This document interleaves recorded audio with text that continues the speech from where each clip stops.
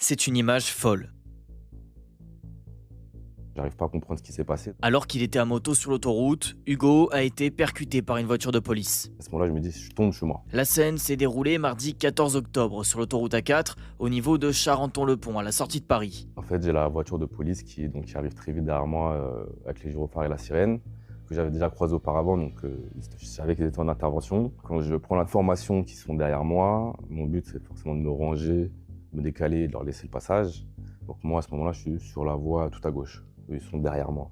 Ils sont peut-être, je pense qu'ils sont à 10 secondes environ de moi. Et donc je pouvais pas me rabattre tout de suite, parce que voilà, faut que je me rabatte en sécurité. Et je vois un espace un peu plus loin, donc j'attends cet espace.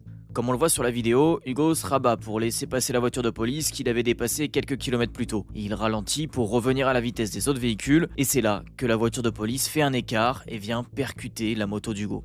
En zoomant, on voit même la fenêtre côté passager s'ouvrir. Un des policiers sort son bras et semble taper sur la moto.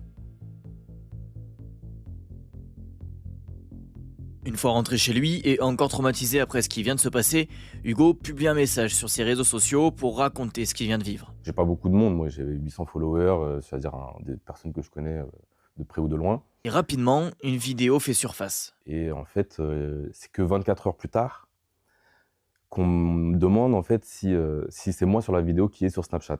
Donc à ce moment-là, je suis pas au courant, je lui dis je ne sais pas, je connais pas cette vidéo. En fait, si on a pu avoir la vidéo, c'est parce que la scène a été captée par une Tesla. Ces voitures filment tout leur trajet en continu, en 360 degrés. C'est la preuve qui vient appuyer le récit d'Hugo. Bien sûr, il est violent, en fait, c'est un SUV, donc ça va vite, c'est très lourd. À partir de 30-40 km/h, une simple poussette sur un deux roues, en fait, on peut tomber. Mais à la vitesse sur l'autoroute, il n'y a aucune chance que n'importe quel motard reste debout juste par sa qualité de motard. Et là, qu'est-ce qui vous a sauvé du coup?